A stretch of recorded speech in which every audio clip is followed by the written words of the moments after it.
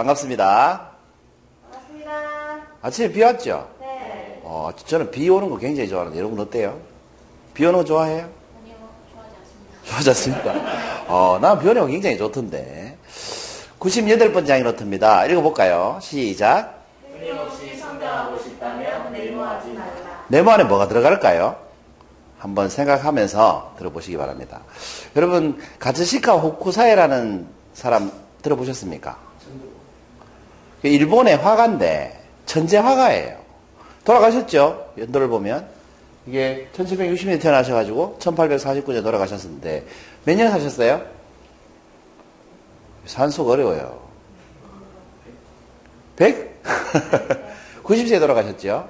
뭐 우리 식으로 말하면 태어나자마자 한 살이니까. 그렇죠? 근데 일본을 대표하는 천재 화가입니다. 호쿠사이라는 분이. 이분이 얼마나 대단한 분이냐 하면 자기 스스로 그림에 미쳤다고 얘기했어요. 그림에 미친 사람은 뭐 해요? 그림만 그리죠. 미친 듯이 그림을 그리겠죠. 이분이 돌아가실 때까지 남긴 작품이 몇 점 정도 될 것 같아요? 1000점 넘을까요? 2000점 넘을까요? 30,000점을 남기셨어요. 제가 계산을 해봤습니다. 90년 살 동안 30,000점의 그림을 남기려면 하루에 태어나서부터 그림을 그린다 치더라도 하루에 몇 편을 그려야 될까? 하루에 1점 몇 편을 그려야 이게 30,000점이 돼요. 태어나자마자 그린다고 해도. 근데 태어나자마자 그리진 않았겠죠. 그러니까 이분이 얼마나 열심히 그림을 그렸는지 쉽게 알 수 있죠. 30,000점의 그림을 남겼어요. 이분의 대표작이 이 가나가와의 파도라는 건데 이 파도가 조그만 배를 이렇게 삼킬 듯이 막 덤비는 모습이 보이죠. 우리 같은 사람이 볼 때는 잘 모르겠는데 예술가들이 볼 때는 이게 대단한 작품이라고 합니다. 이렇게 파도를 이렇게 표현해낸다는 게 천재가 아니면 거의 불가능하다고 하네요. 그리고 가운데 보이는 조그만 산 있죠. 이게 일본의 후지산입니다. 아무튼 이분은 후지산하고 파도, 자기가 살면서 이게 살아있는 생명체는 몽땅 다 그리고 죽고 싶다. 뭐 이러면서 그림에 몰두했던 분이에요. 이분이 이 파도라는 그림이 너무 유명해서 인상주의 작곡가 중에 드뷔시라는 사람이 있어요. 프랑스에. 이 사람이 이 화가의 영향을 받아가지고 작곡했는 교향곡이 바다입니다. 제목이. 바로 방금 말씀드린 화가의 영향을 받고 작곡을 하게 된 거죠. 그리고 미국에 가면 이게 지금 폐간되고 없는데 라이프라는 잡지가 있었어요. 주간지죠. 일주일에 한 번 나오는. 한때는 미국을 휩쓸었던 대단한 잡지인데 이 잡지에서 이런 조사를 한 적이 있습니다. 지난 1000년간 세계사를 만든 100인의 인물을 선정을 한 적이 있었어요. 그 100인의 인물 중에 이분이 들어갔다는 거 아닙니까? 86위로. 지난 1000년간 세계사를 바꾼 인물 86위에 들어갔다는 거 아닙니까? 대단하죠? 이렇게 유명한 호쿠사이라는 화가에게 친한 친구가 있었어요. 그 친구가 오늘 찾아와서 부탁을 합니다. 무슨 부탁을 하냐면 수탉 한 마리만 그려도 이렇게 부탁을 합니다. 뭐 여러분 평생 돌아가실 때까지 30,000점 정도의 작품을 남길 정도면 수탉 한 마리 그리는 건 식은 죽 먹기겠죠? 금방 그리지 않겠어요? 그랬더니 이 호쿠사이가 이렇게 얘기했답니다. 그럼 일주일 뒤에 와라. 내가 그려줄게. 그 일주일 뒤에 갔어요. 한 달 뒤에 다시 오래요. 한 달 뒤에 갔어요. 6개월 뒤에 다시 오래요. 짜증이 나기 시작하죠. 6개월 뒤에 갔어요. 1년 뒤에 다시 오래요. 열받을랑 말랑 하죠. 1년 뒤에 가니까 3년 뒤에 다시 오래요. 그래서 3년 동안 안 그려주는 거예요. 그래 이 친구가 너무 짜증이 나서 3년 뒤에 찾아가서 왜 안 그려주느냐 그림을. 처음에는 일주일 뒤에 오라고 하지 않았냐 하면서 막 짜증을 냈습니다. 그랬더니 이 호쿠사이라는 화가가 결심했다는 듯이 그 친구 보는 데서 이 조기를 놓고 그 자리에서 그림을 막 그려주는 거예요. 수탉 그림을. 그 그림이 이 그림입니다. 이 닭벼슬하고 이렇게 가까이서 보시면 꼭 살아있는 닭 같죠. 이 그림에 제가 일부분을 제가 띄워놓은 건데 원래 다리까지 이렇게 다 있어요. 근데 이 닭 그림을 보니 수탉 그림을 보니까 너무 살아있는 닭처럼 생동감이 넘치더라는 거죠. 그럼 보통 감탄을 해야 되잖아요. 근데 여러분이 이 후쿠사이의 친구라면 감탄할까요? 열받을까요? 보는 데서 즉시 금방 그려주는 거예요.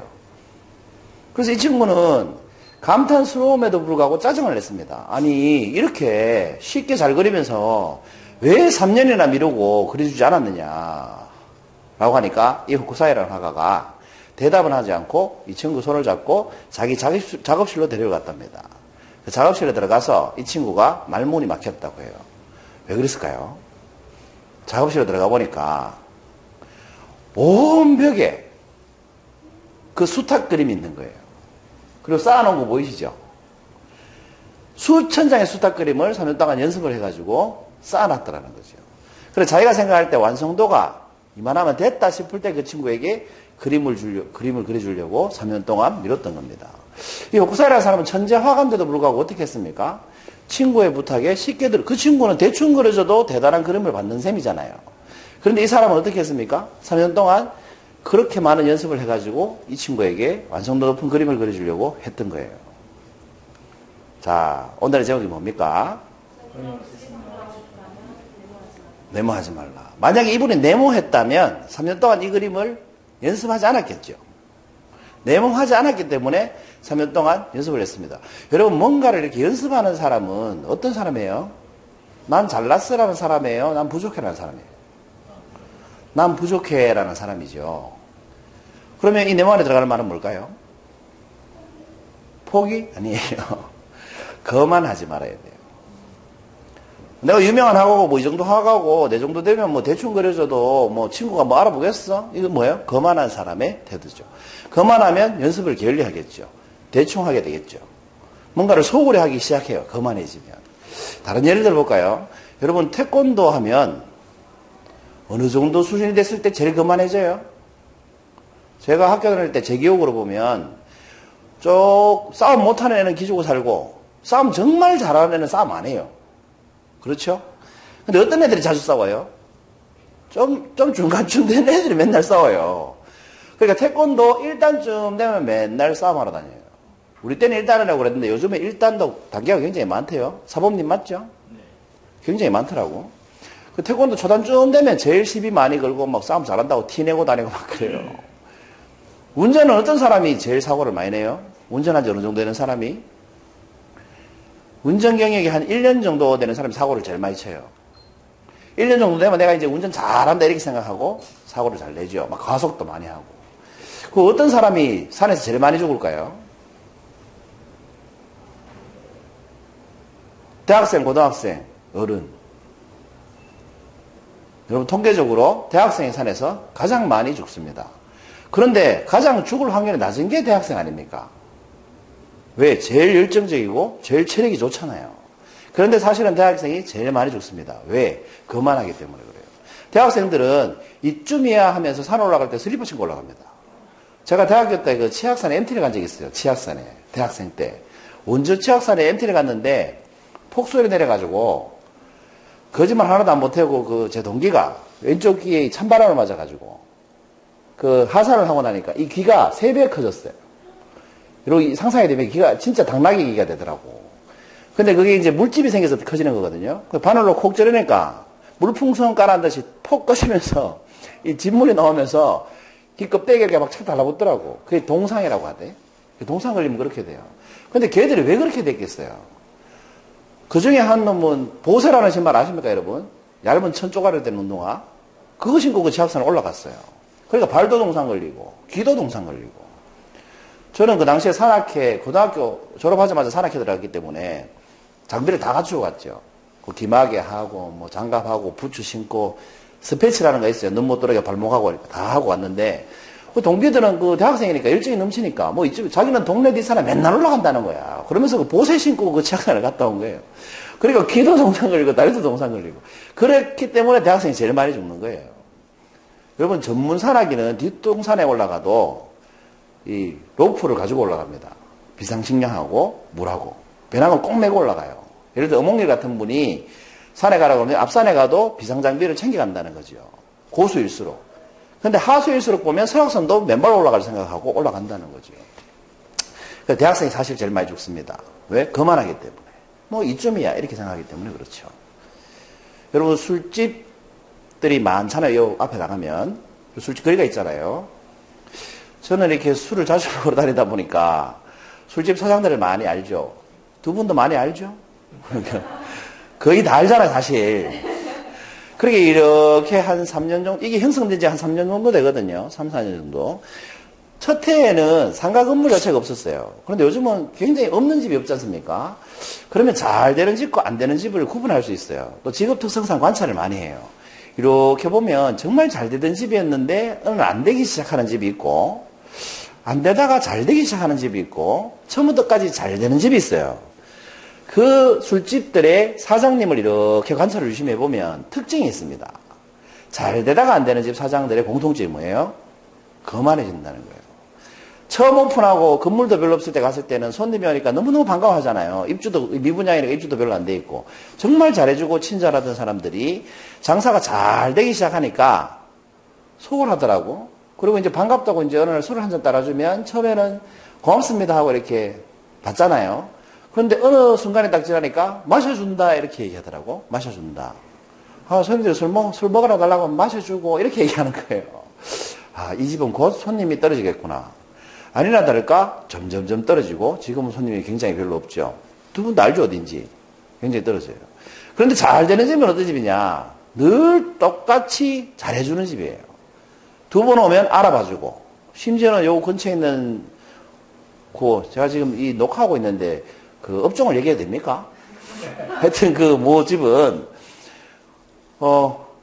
제가 손님을 데리고 첫 번째 갔다가 한 몇 달 뒤에 두 번째 갔는데 알아보는 거 있죠. 그 손님을 저 말고.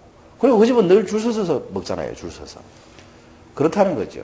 그래서 장사가 잘 된다고 해서 마셔준다라는 거만함을 가지면 손님은 그걸 금방 알아챕니다.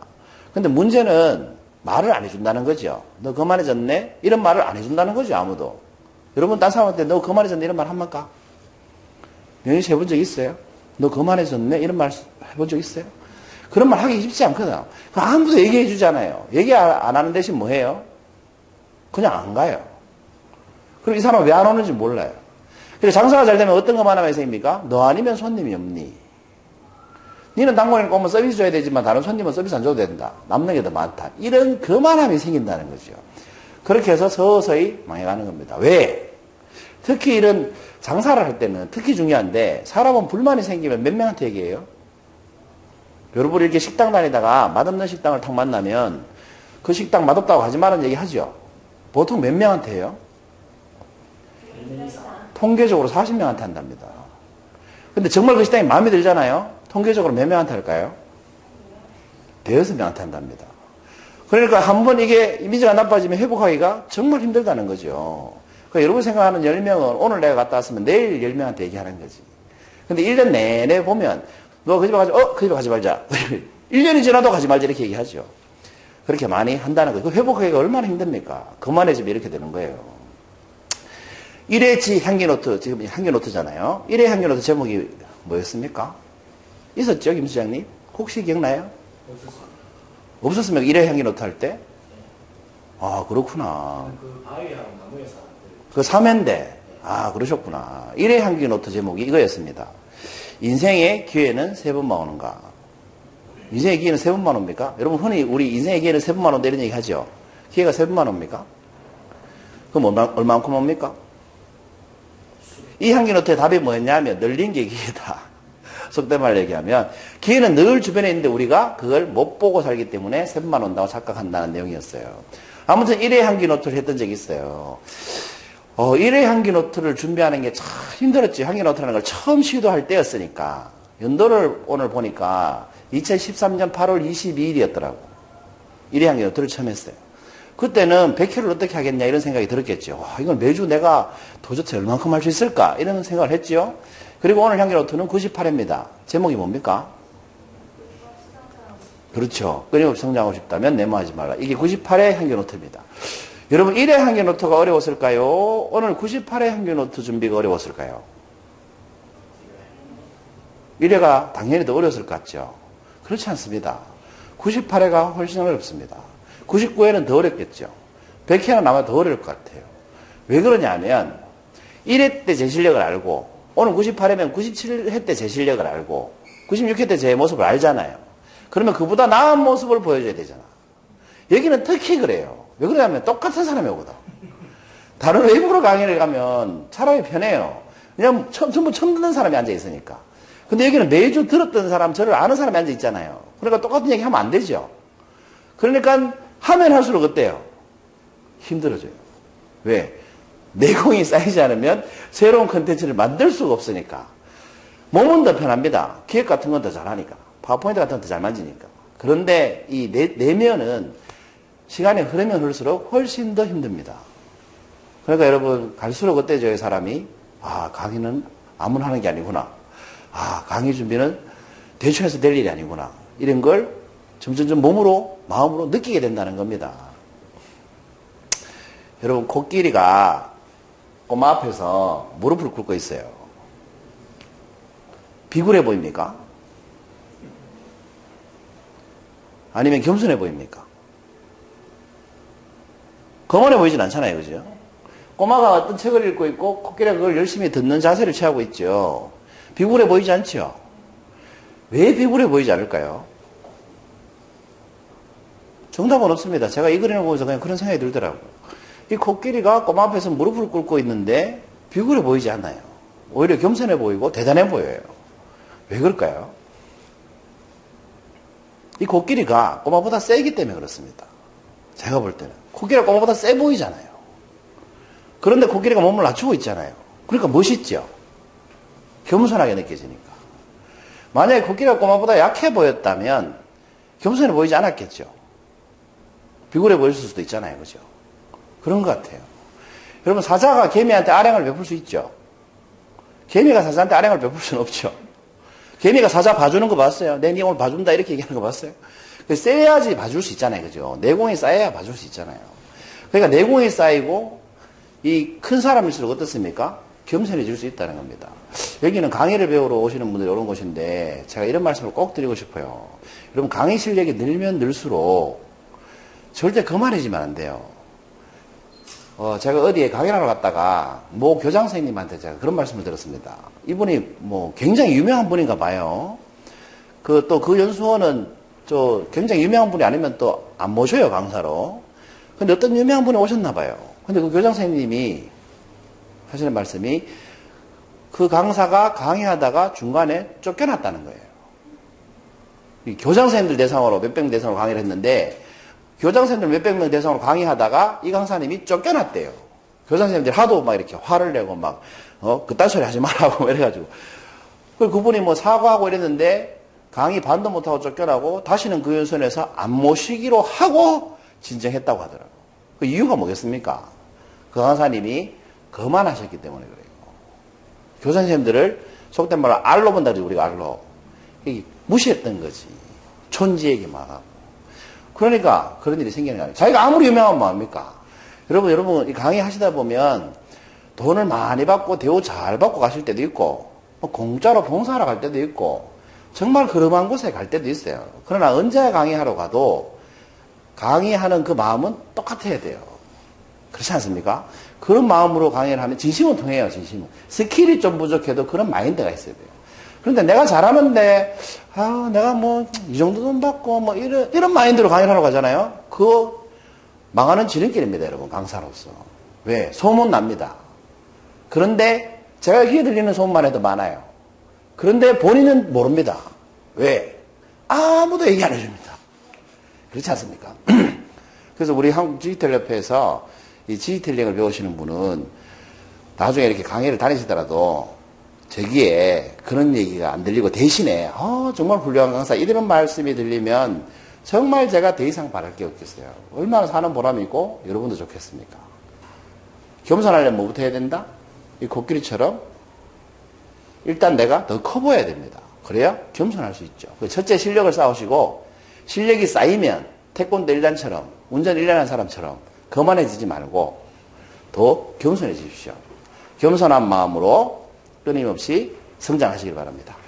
98번째 행위 노트였습니다. 감사합니다.